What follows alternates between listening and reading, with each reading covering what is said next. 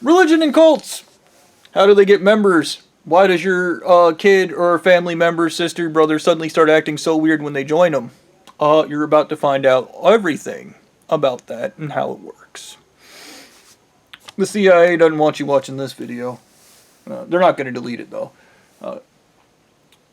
The first step is finding somebody that is vulnerable, in a weakened state, or is traumatized already, so they don't have to traumatize you themselves. And yes, they do traumatize members themselves. So that creates emotionally stunted. This is an adolescence thing. So chronic self-absorbed, self-preoccupied behavior. They think of themselves first, limited or complete lack of empathy, lack of guilt and remorse, disregard for your well-being, safety, and those you love. They do what feels best, they do not learn from past mistakes, and continue to repeat behaviors that have negative consequences, lack of self-reflection, inability to take your perspective, stand in your shoes. History of conflict and drama in relationships, history of denying reality due to effective realism. Reality is what it feels like versus what it is. That one's very important for cults, because they use LSD. And LSD makes you feel good, so obviously you can't do bad if you feel good. History of distorting reality, making up new narratives about situations to deal with it. Lying to yourself. History of impulsive behavior, more feeling than thinking, so they do what feels best. Enmeshment in relationships instead of emotional intimacy, may focus on physical things versus emotional. They do not do emotional work. They do not know how to repair relationships effectively. They are spiteful. And they have a fixation on human suffering. They love causing misery. It makes them feel good. Blaming others when things go wrong. Lying to avoid uncomfortable situations, refusing to be held accountable for their actions, and effective realism. Reality is what it feels, is what is not what it feels like. It is not what it is. They kill somebody. It's a good thing, basically. Now the second thing, your cult member, and this is the most important thing, by the way. The isolation. Isolating an individual is super important to them, and you might go, yeah, how is it my kid or daughter or wife just came home one day and they were completely different people? Trauma. Getting anally raped is one of the best ways. But the other, and they tell them it's an anointment and it's good for them and they believe it. But the other thing is tetralead brain. Poisoning your spouse with tetralead alters their psychology. Let's have a look at the beautiful tetralead brain.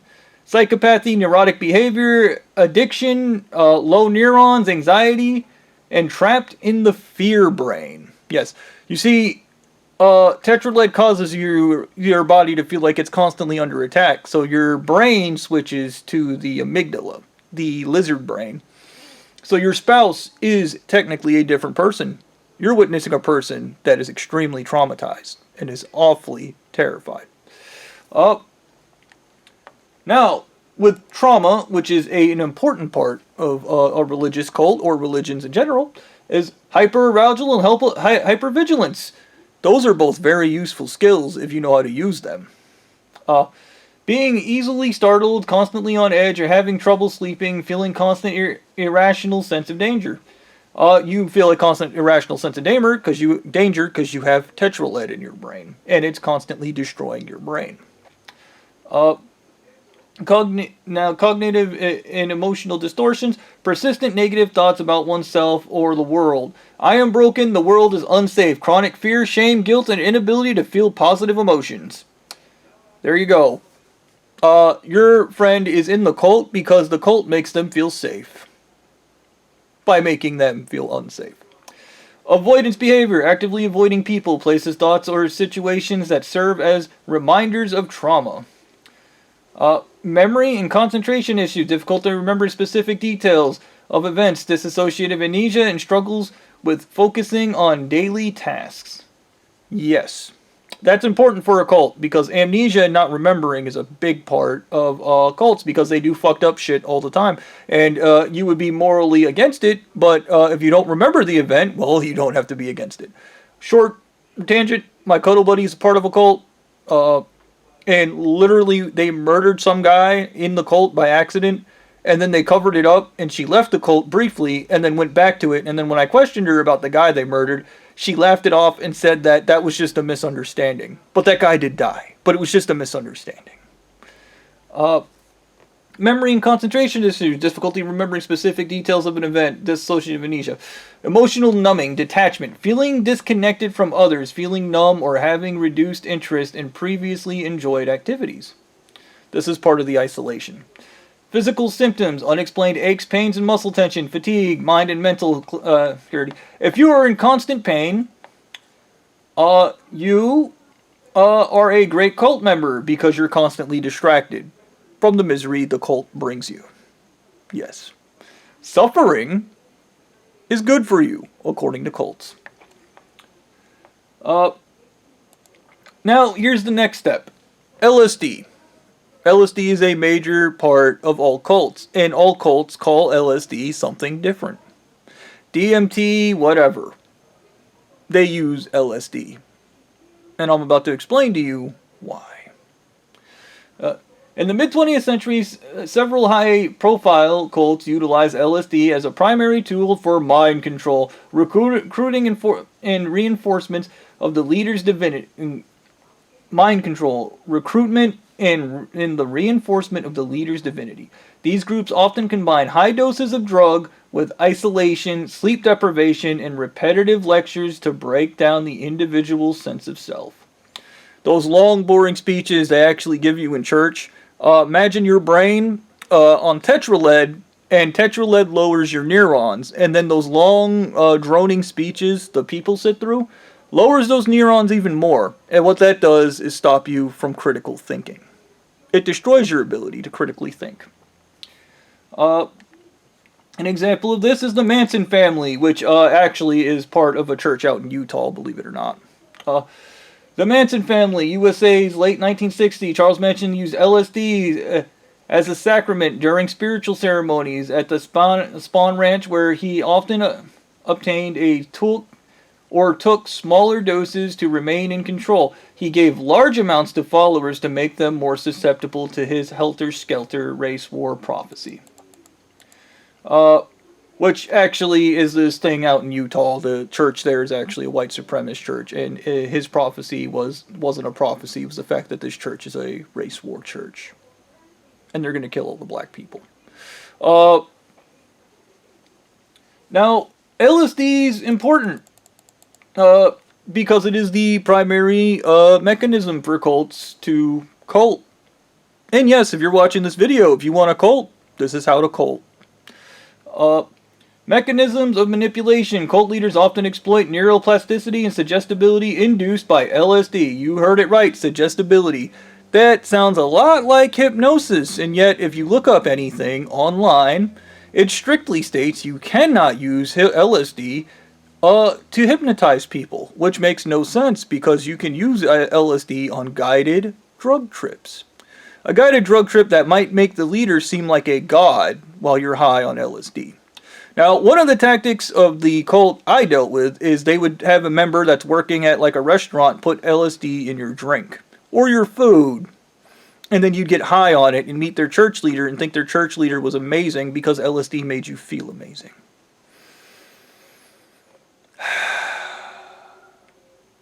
Welcome to the playbook. Okay, where were we? Cult leaders often exploit neuroplasticity and suggestibility induced by LSD. Dissolving the ego. LSD dissolves the ego. Dissolving the ego, leaders use the drug to blast away the existing mind, creating a void they can fill with their own ideologies. Isolation and repetition. Dosing occurred in isolation and isolated environments where the leader's voice was the only one heard, often during 24-hour trips. Sacramental reframing. By presenting the drug as holy gift, leaders position themselves as the sole gatekeeper to spiritual enlightenment. Connections to MK Ultra. I did not ask the AI for that. Some historians and authors, Tom O'Neilly and Chaos, explored the potential links between cult leaders, the Manson family, CIA's MK Ultra program. MK Ultra as a covert operation that studied LSD's potential for interrogations and mind control between 1950 and 1973, while researchers like Dr. Lewis John West and CIA constructor studied the same Haggard-Ashbury population Manson recruited from. No definitive evidence has ever proven Manson was a direct asset or subject of the program. That's because he was a part of a church in Utah that uses these same tactics. I know that because I actually spoke to Charles Manson. He's friends with Danny Trejo, if you don't believe me. They met and they talked. You can call me crazy if you want, but I talked to him. Now, the isolation tactic is important. You see, once they get you with the tetraled, and it alters your mind, it turns you into an addict, and one of the lies that is told by the CIA and the US government is LSD is non-addictive. Tetraled makes you an addict. Hi, tetraled makes you an addict.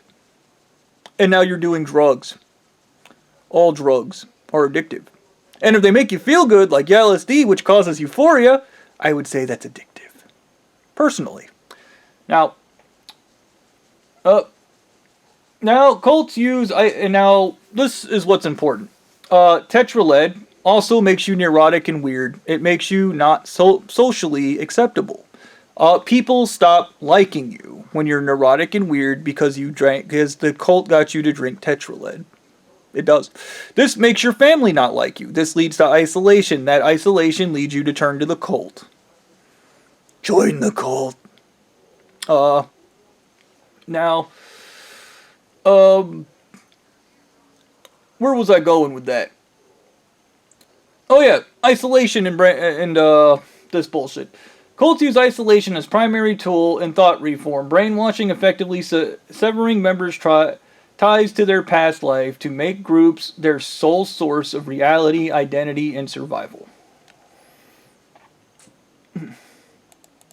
Now, you go, okay, the tetraled makes them neurotic and weird. How does that make them fit in at their church? The answer is LSD, because LSD makes you socially agreeable. So, they go home, they're not high on LSD, they're neurotic and weird. They go to church, they take their LSD, they're socially acceptable. How do you like that? Common sense.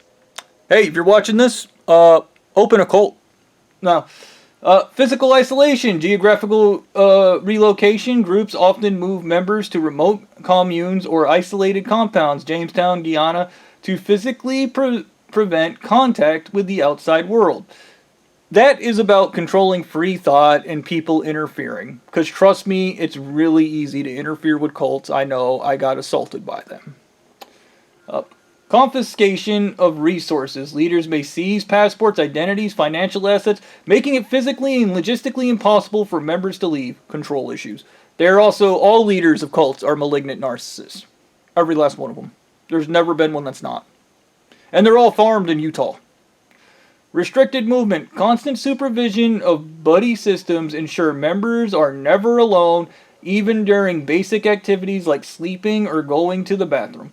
You see, that's also important because they're also self-policing, so they police one another. So you never have a friend, you have somebody that is constantly policing you.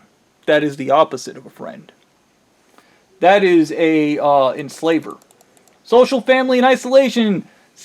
Severing toxic ties, followers are often told that their families and friends are suppressive, evil, spiritually dangerous. These processes, sometimes called shunning, disconnection, forces members to choose between the group and their loved ones. And once again, this person is neurotic and weird, so they're not going to be really loved by their family. Because you're neurotic and weird because you have a tetraled brain. It's called EDTA. It'll get that tetraled out of your brain, and then people will like you again. Shh, don't tell anyone. Us versus them mentality. Cults foster a worldview where everyone outside the group is an enemy or an unbeliever, creating a psychological barrier that prevents members from seeking outside help. They are already trapped in the amygdala. They are in the constant fear brain, so it is easy to convince them that there's some kind of invisible enemy out there, even if there's not. Because that's what tetraled does. Keeps you in the fear brain. Controlled communication, access to phones, the internet, then the news frequently monitored or entirely prohibited to prevent exposure to negative information. Negative information, counter information. Let's be honest, cults are liars. They lie about everything. You gotta keep the secret secret. Secrets to keep secret. Better need to be secret. Psychology and sensory isolation, sleep and food deprivation, maintaining grueling schedules, late night meetings, minimal nutrition. Cults wear down a person's cognitive defenses, making them too exhausted to question the leader's authority. What I think of is this church that's obsessed with dieting. Information control. Members are bombarded with groups of specific jargon, hours and repetitive lectures, and thought-stopping techniques like chanting or intense meditation to crowd out independent thoughts. No thinking.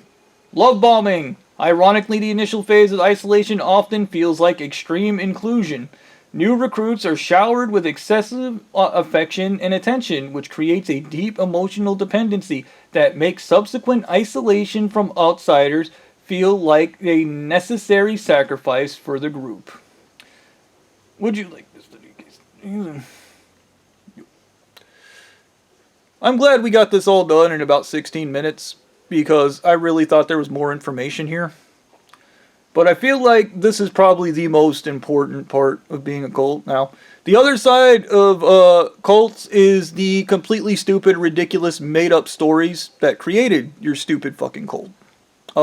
You're going to want to think of something that kind of makes sense, but not really, and an LSD brain will believe. And the LSD brain is highly suggestible, so you can basically make up anything. And as long as the person is willing to take LSD to get love and affection from your cult, and safety that you provide by making the world unsafe, and this is the thing, you have to be both God and the devil if you're going to be a cult leader. The person has to go outside, get assaulted by somebody that's probably from your church, pretending to not be a member of your church, and then they get scared and run back to be a member of your church. Heard you were in danger. Maybe you should join my dangerous, violent cult.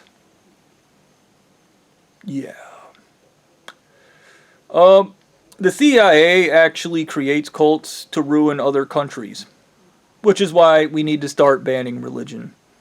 Because the only thing this does is create awful human beings.